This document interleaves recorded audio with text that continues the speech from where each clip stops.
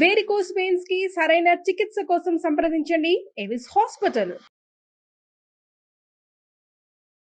కస్తూరీ తిలకం లలాట ఫలకే వక్షస్థలే కౌస్తుభం నాసాగ్రే నవమౌక్తికం కరతలే వేణుం కరే కంకణం సర్వాంగే హరిచందనం చ కలయన్ కంఠే చ ముక్తావళిం గోపశ్రీ పరివేష్టితో విజయతే గోపాల చూడామణి. భాగవత కథాసుధ చివరి భాగంలో ఉన్నాం. అయితే ఈ రోజున గోదా కళ్యాణం చేస్తారు. దాదాపుగా సౌత్ ఇండియా అంతా, దక్షిణ భారతదేశంలో తమిళనాట, తెలుగునాట కూడా, తెలుగులో 2 రాష్ట్రాల్లోనూ గోదా కళ్యాణం చేసుకునే రోజు అంటే దేవాలయాల్లో ఈ పూటే చేస్తారు. వెసులుబాటు ఉన్నవాళ్ళు ముందు రోజు వెనక రోజు, ఉండని వాళ్ళు కుదిరిన వాళ్ళు కుదిరినట్టుగా ఎలా కుదిరితే అట్లా చేసుకుంటారు.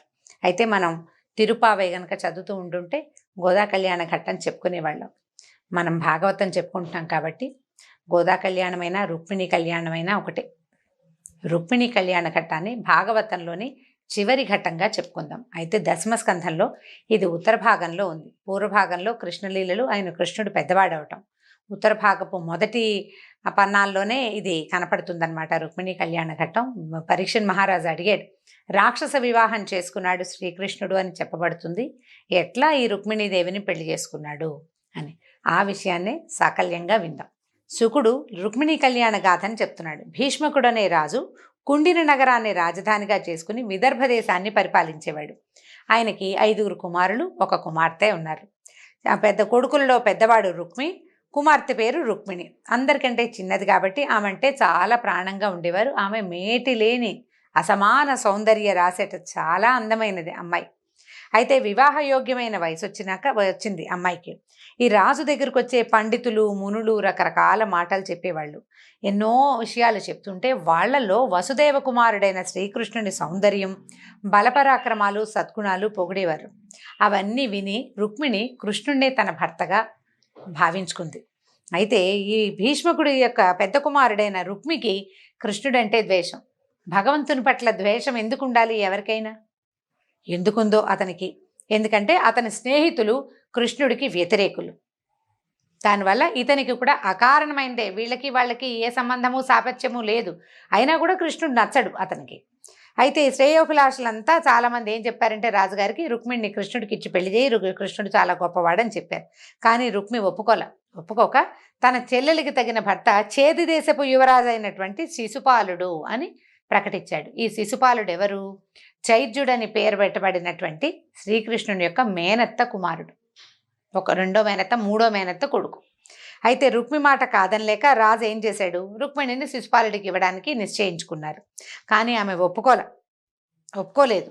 ఆమె మనసు ఒప్పుకోలేదన్నమాట. అందుకని ఏం చేసింది, తనకు ఆప్తుడైనటువంటి ఒక బ్రాహ్మణుణ్ణి, తనకంటే చిన్నప్పటి నుంచి చదువు చెప్పేవాడో లేకపోతే పూజలకి వాటికి ఆమెతోటి సహాయంగా పక్కన ఉండేవాడైనటువంటి ఒక బ్రాహ్మణోత్తముని పిలిచి ద్వారకకి వెళ్ళి తన సందేశం కృష్ణుడికి వినిపింపజేయమని చెప్పింది. పంపించేసరికి అతను ద్వారకకి వెళ్ళి శ్రీకృష్ణ మందిరం చేరి చక్కగా అక్కడ ఆసీనుడై ఉన్న కృష్ణుడిని చూశాడు. కృష్ణుడు గబగబా లేచొచ్చి ఆ బ్రాహ్మణ్ణి తన దగ్గర కూర్చోబెట్టుకున్నాడు.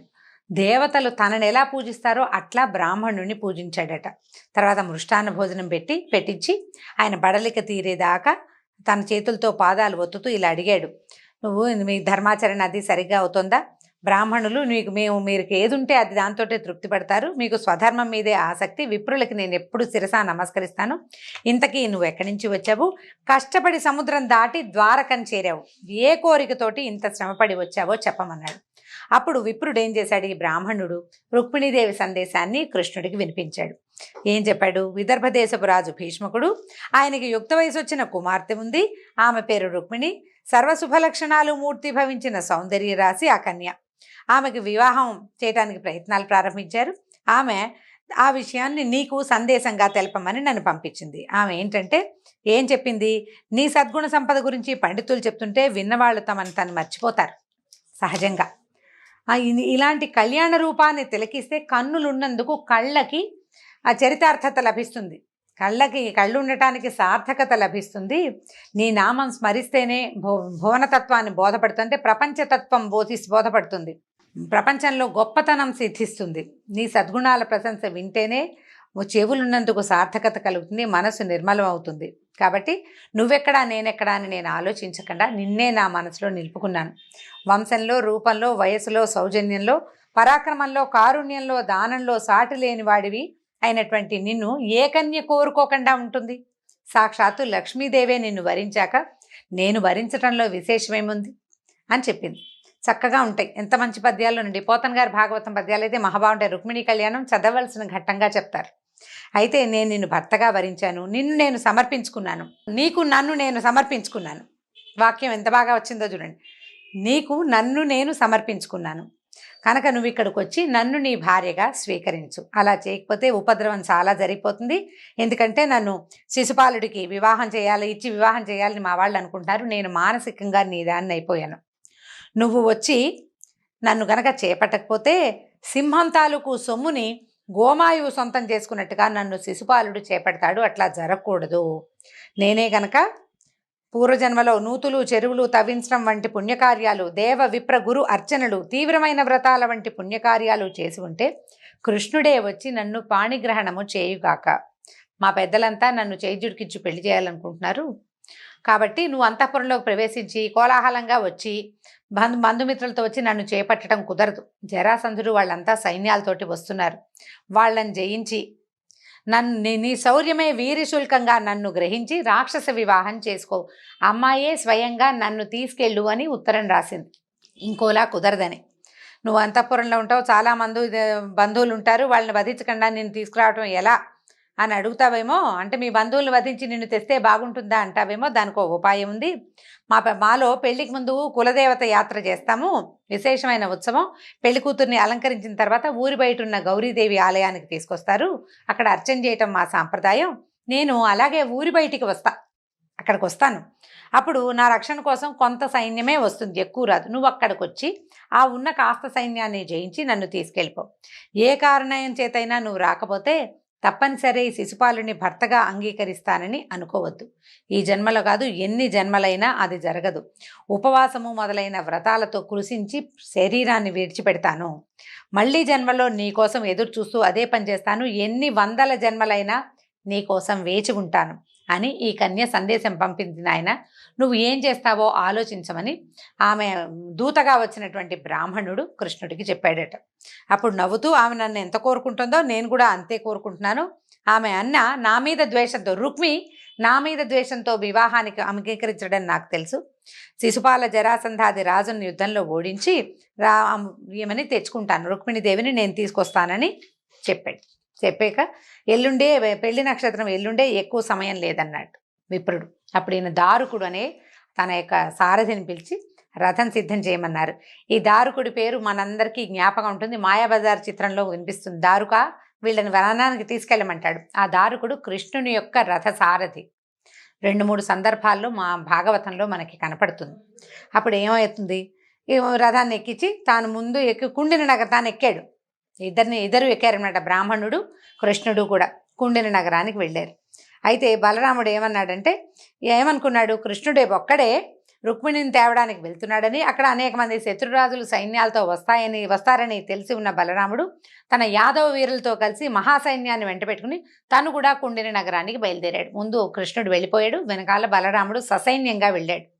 ఈయన ఏం చేశాడు, పెళ్లికి కావాల్సిన ఏర్పాట్లన్నీ చేసుకున్నారు, పుణ్యావచనం చేశారు, ఇలవెల్పులను నర్చించారు, పితృదేవతలను పూజించారు, పెళ్లికి చేయవలసిన రకరకాల కార్యక్రమాలు, అమ్మాయికి వేదమంత్రాలతో రక్ష చేయించారు, గ్రహశాంతులు చేశారు, బోల్డు దానాలు, నగరమంతా అలంకరించారు, అంతఃపురం అంతా అలంకారాలు, అమ్మాయిని విశేషంగా అలంకరించారు, వీధుల్లో దుమ్ము గిమ్ము లేకుండా పన్నీరు చల్లారట. అంటే రాజకుమార్తె వివాహానికి ఎంత ఘనమైన ఏర్పాట్లు చేయాలో అవన్నీ యథావిధిగా జరిగిపోతున్నాయి. ఇంతలో శిశుపాలుడి వివాహానికి ముందు చేయవలసిన మంగళ కార్యాలన్నీ చేసుకుని చేదిరాజు తన కుమారుడితో చతురంగ బలాలతోటి కుండిన నగరానికి వచ్చేసాడు. అయితే భీష్మకుడు వెళ్ళి వాళ్ళని మంగళవాద్యాలతోటి పెళ్లి వాళ్ళనందరినీ తీసుకొచ్చుకున్నాడు. ఈ నగరంలో పౌరులంతా వింటున్నారు వార్తలు, ఆ రాజు వచ్చాడు, ఈ రాజు వచ్చాడు. దాంతోపాటు కృష్ణుడు వస్తున్నాడు అనే వార్త వచ్చేసింది. కృష్ణుడు, బలరామకృష్ణులు, సాళ్వుడు, జరాసంధుడు, దంతవక్త్రుడు, విధూరథుడు, పౌండ్రకుడు మొదలైన రాజులు సైన్యాలతోటి కుండినకి చేరారు. భీష్మకుడు అందరినీ చక్కగా మర్యాదగా తీసుకెళ్ళాడు. నగరంలో ఉన్న పౌరులంతా విన్నారు, కృష్ణుడు కూడా వచ్చేసాడని తెలిసింది. ఆయన్ని చూడటానికి బారులు తీరి మంగళహారతులతోటి ఆయన్ని ఎదుర్కొన్నారు. ఆయన దివ్యమంగళ స్వరూపాన్ని దర్శించారు ప్రజలంతా. త్రిజగన్మోహన నీలకాంతితో వెలిగిపోయే నందనందనుడి ముఖపద్మ సౌందర్యం అనే తేనెని కుండిన నగర పౌరులు తమ కనులనే దోసిళ్లుగా చేసుకుని తాగారట. అంటే అసలు కళ్ళు తీయడం లేదు స్వామి మీద నుంచి. ఆ కళ్ళు అట్లా అంటుకుపోయి ఉన్నాయి. ఆయన ఎటు వెళ్తే అటు ఈ ప్రజలంతా ఆయన వైపే చూస్తున్నారనమాట. వాళ్ళందరిలోనూ మనసులోనూ ఒకే కోరిక, మనం ఏమైనా పుణ్యం చేసుంటే మన పుణ్యఫలంగా మన రాజకుమార్తె రుక్మిణికి ఈ కృష్ణుడే భర్త అవ్వాలని కోరుకుంటున్నారు. రాజకుమార్తెకి కృష్ణుడే కావాలని. తెల్లవారితే పెళ్ళి, సూర్యోదయం కావస్తుంది. రుక్మిణీదేవికి మనసు అల్లకల్లోలంగా ఉంది. అసలు ఈయన వెళ్ళాడో లేదో, ఆ బ్రాహ్మడు ద్వారక చేరగలిగాడా పాపం? అంత బోల్డంత దూరం సముద్రం దాటాలి. కృష్ణుడి దర్శనం అయిందో లేదో, నేను చెప్పిన దర్శనం అయ్యాక నేను చెప్పిన మాటలు చెప్పాడో లేదో, కృష్ణుడు ఆ మాటలు విన్నాడో లేదో, విని మన్నించాడో లేదో, వస్తాడో రాడో, నేనేం చెయ్యాలి అని ఎంత దిగులుగా డోలాయమానంగా ఉందన్నమాట. పార్వతీ పరమేశ్వర్లకి నా మీద దయ ఉందో లేదో, నా అదృష్టం ఇంతేనేమో. మనకి చూడండి ముందు ఏం జరుగుతుందో తెలియకపోతే రకరకాల భావాలకి, ఉద్వేగాలకి లోనవుతుంటుంది మనసు. ఆవిడ ఆలోచించుకుంటూ ఉంది. పోతన్ గారి పద్యాలు చాలా బాగుంటాయండి ఈ సందర్భంలో కూడా. అయితే ఈవిడికి శుభసూచకంగా ఎడమ కన్ను ఎడమ భుజము అదిరినాయట. ఎడమ కన్ను ఎడమ భుజం అదిరితే శుభసూచకం అని, పదే పదే అదిరితే మాత్రం డాక్టర్ దగ్గరికి వెళ్లాల్సిందేనండి. పాతకాలంలో ఇదేకి చెప్పేవాళ్ళు. అసలు మహాభారతం భాగవతాల్లో ఎన్ని చోట్ల చెప్తారు. కుడి కన్ను అదిరింది శుభసూచకం, ఎడమ కన్ను మగవాళ్ళకనమాట. ఆడవాళ్ళకి ఎడమ కన్ను ఎడమ భుజము అదిరితే శుభసూచకం అని. సరే ఈవిడ ఏమనుకుంది, అమ్మయ్య ఇదేదో జరిగేలాగానే ఉందని కొంచెం స్థిమితపడింది. కృష్ణుడు ఏం చేశాడంటే తాను వచ్చినట్టు చెప్పమని, రుక్మిణికి చెప్పమని విప్రుడిని పంపించాడు. ఆయన వెళ్ళి లోపలికి, ఆవిడ ఎవరు ఆపల, అంతఃపురంలో అందరికీ తెలుసు ఈవిడ రుక్మిణీదేవి ఆయనతో చాలా సభక్తికంగా మెలుగుతుందని. లోపలికి పంపించేశారు కల్లా రహస్యంగా ఆమెకి ప్రియమైన వార్తను తెలియజేశాడు. వచ్చేసాడమ్మా కృష్ణుడు, దగ్గరలోనే ఉన్నాడు, ఏమీ భయం లేదని. మర్నాడు పొద్దున్నే ఇంట్లో ఏదో పూజ చేశారు. అమ్మాయిని పెళ్లి కుమార్తెగా అలంకరించారు. తల్లి దాదులు వాళ్ళు వీళ్ళు చిలకత్తెలు చాలామంది ముత్తైదులు తోడురాగా ఈ రుక్మిణీదేవి గౌరీ ఆలయానికి బయలుదేరింది. రాజభటులు సాయుధులై ఈ రక్షణ వలయంగా ఈవిడితోటి రాజకుమార్తెతో పాటు వెళ్ళారట. వాళ్ళందరూ రకరకాల పాటలు పాడుతున్నారు, వంది మాగతులు స్తుతులు చేస్తున్నారు. ఇలా శివపార్వతులను స్తుతిస్తూ ఎన్నో మంగళకరమైన గీతాలు ఆలపిస్తూ అందరూ దేవాలయానికి వెళ్ళారు. ఆవిడ మౌనవ్రతం, గౌరీ పూజ చేసేటప్పుడు మౌనవ్రతం, మనం కూడా వివాహాల్లో గౌరీ పూజ చేసేటప్పుడు వాళ్ళని వెళ్ళి పలకరించడం, ఫోటోలకి పోజులు ఇవ్వడం చేయకూడదు. నిశ్శబ్దంగా వ్రతం చేయమని చెప్తారు. గౌరీ పూజ చేసేటప్పుడు మాట్లాడకూడదు, కామ్గా ఉండాలి. ఈవిడ ఏం చేసింది, ఆచమించి పూజకు కూర్చుంది. శివపార్వతులకి అలంకారము, అభిషేకము, అర్చన సమస్తం చేసింది. చెప్పిన పని ఎట్లా చెప్తే అట్లా చేసి పూర్తిగా పూజ అయిన తర్వాత అప్పుడు మౌనవ్రతాన్ని వదిలిపెట్టింది. ఏం చేసింది, పరిచారకుని చేయిపుచ్చుకుని దిగి వెళ్తోంది. దేవాలయం నుంచి బయటికి వెళ్తుంటే ఎలా ఉందంటే ఈవిడ మానవ రాజకన్యలాగా లేదు, మహాలక్ష్మీదేవి నడిచొస్తున్నట్టుగా ఉంది, దేవకాంతలాగా కనిపిస్తోంది. ఆ గౌరీ పూజ చేసిన తర్వాత ఒక అమోఘమైన కళతోటి వెలిగిపోతున్న ముఖ సౌందర్యంతో దిగి దేవాలయం నుంచి బయటికి వెళ్తోందట. అప్పటిదాకా పెద్దగా నగర ప్రజలు ఎవరు రాజకుమార్తె మహాద్భుత సౌందర్యవతని తెలుసు అందరికీ, కానీ ఎవరు ఆమెను పెద్దగా చూడలే. అసూర్యం పశ్య, ఆమె ఏ సూర్యుడు ఆమెను చూసుండడు, అంతఃపుర రాజకన్య కదా. అప్పుడు అందరూ ఆ కన్యామణిని చూసే భాగ్యం లభించిందని సంతోషించారట. ఎంత సౌందర్యవంతంగానో ఉంది. అయితే అలా దిగి వెళ్తూ ఉంటే అసలు ఒక్కొక్క వస్తువులు, ఆమె ధరించిన నగల వర్ణన కూడా చాలా అమోఘమైన వర్ణన. ధగధగలాడుతున్న ధగధగాయమానంగా వెలిగిపోతూ దేవకాంతలాగా ఆమె కిందకి నడిచి వస్తూ ఉంటే వివాహానికి వచ్చిన రాజులందరూ ఆమె వచ్చే త్రోవ పక్కన నుంచుని ముగ్ధులయ్యి ఆమె తాలూకు మహాద్భుత సౌందర్యాన్ని చూస్తూ ఉండిపోయారట. అమ్మాయిని చూడటం లేదు, దేవత అన్నట్టుగా చూస్తున్నారనమాట. ఈవిడేం చేస్తుంది, అటు ఇటు చూసింది. వాళ్ళంతా తమ కేసు చూస్తున్నారు, ఆమెకు తెలిసింది. ఇంతలో కృష్ణుడు దారుకుణ్ణి అత్యంత వేగంగా ఈ రుక్మిణి సమీపానికి రథం పోనివ్వమని చెప్పాడు. గరుడ ధ్వజం రథం మీద రెపరెపలాడుతుండగా రాజులంతా చిత్తరువులాగా బొమ్మల్లో ఉన్నట్టుగా చూస్తున్నారు, ఫోటో ప్రింట్ లాగా నుంచున్నారనమాట అందరూ. ఈయన ఏం చేశాడు, రుక్మిణీదేవి దగ్గరికి రథం మీద వెళ్ళిపోయి చటుక్కున ఆమె చేయి పట్టుకుని రథంలోకి లాగి ఎక్కించేసుకుని వెళ్ళిపోయాడు. మిగిలిన జనమంతా తేరుకుని, జరాసంధుడు మొదలైన రాజులు తేరుకుని చూసేసరికల్లా రుక్మిణి లేదు, కృష్ణుడి రథంలో ఉంది, వెళ్ళిపోతోంది అని అర్థమవ్వంగానే రాజులంతా మండిపడిపోయారట, కోపం పట్టలేకపోయారు. ఇంతమంది మేము ఉంటే ఇట్లా దొంగిలించుకుపోతాడా, ఇదేం పద్ధతి అని చెప్పి ఒక ఇంతమంది క్షత్రియుల్ని తృణీకరించి ఒక గోపాలుడు అంటే గోపాలకుడుగా బాల్యంలో ఉన్నాడు కదా, ఇక ఎప్పటికీ గోపాలుడే ఆయన. వీళ్ళందరికీ అదే భావం, గోపాలుడు గోపాలుడు అనే చెప్తుంటారు. వీళ్ళంతా పరిగెత్తారు, యాదవుడు ఎంతకు తెగించాడని చెప్పి వీడికి బుద్ధి చెప్పాలని మొత్తం అందరు కలిసి రథాలు గుర్రాలు వాళ్ళకి వచ్చిన చతురంగ బలాల్ని వేసుకుని వెంబడబడ్డారు. ఇంతలో ఏమైంది, బలరాముడు సైన్యం వేసి పట్టుకు తీసుకుని వచ్చాడు కదా, యాదవ సైన్యం అడ్డం పడింది. భయంకరమైన యుద్ధంలో రాజులంతా ఓడిపోయారు, యాదవులు గెలిచారు. జరాసంధాదులు పారిపోతుంటే శిశువాలుడు తెల్లమొహం వేసి నోరెండిపోయి అవమాన భారంతో కుంగిపోయాడు. ఏమనుకున్నారు, ఎలాగోలాగా బతికితే బలుసాగు తినచ్చు, వీళ్ళకి దొరికితే చంపేస్తారు. అందుకని ఏం చేశారు, పద పద పద అని చైద్యుణ్ణి ఇతని శిశుపాలుడిని మిగిలిన రాజులు లాక్కెళ్ళిపోయారు. దొరికేమా చంపేస్తారు కాబట్టి దొరకకుండా ఉండటం, బతికుండి తర్వాత పగ సాధించవచ్చు, ఇప్పుడు చచ్చేం ప్రయోజనం రా నాయన అని తీసుకెళ్ళిపోయారు శిశుపాలుడిని కూడా. ఎలాగోలా బతికేమో, పెళ్లి మాట దేవుడెరుగు, భార్య మాట కూడా దేవుడెరుగు, నువ్వు ప్రాణాలతో దక్కుతావో లేదా అనుకున్నావు, అదృష్టం కొద్దీ నువ్వు బతికావు, చాలేరా నాయన అని అమ్మ నాన్న కూడా చెప్పేశారు, తీసుకెళ్ళిపోయారనమాట. అప్పుడు జరాసంధుడు చెప్పాడు, నేను 18 సార్లు అనేక అక్షౌహిణుల సైన్యంతో అతని మీద పడ్డాను, కృష్ణుడి మీద కేవలం ఒక్కసారే గెలిచాను, 17 సార్లు నేను పరాజయం పాలయ్యాను. ఈ మాట చెప్తున్నాడు కానీ 18వ కూడా అతను గెలవలేదు. 18వ గెలిచానని భావించాడు. ఎందుకంటే వాళ్ళ కొండని ఎక్కేశారు, ఆ కొండని తగలబెట్టి అందులో వాళ్ళిద్దరూ మసైపోయారని భావించాడు. వాళ్ళు ఏం అవ్వలేదు, అతని ఉద్దేశం అనమాట, నేను గెలిచాను అనుకున్నాడు.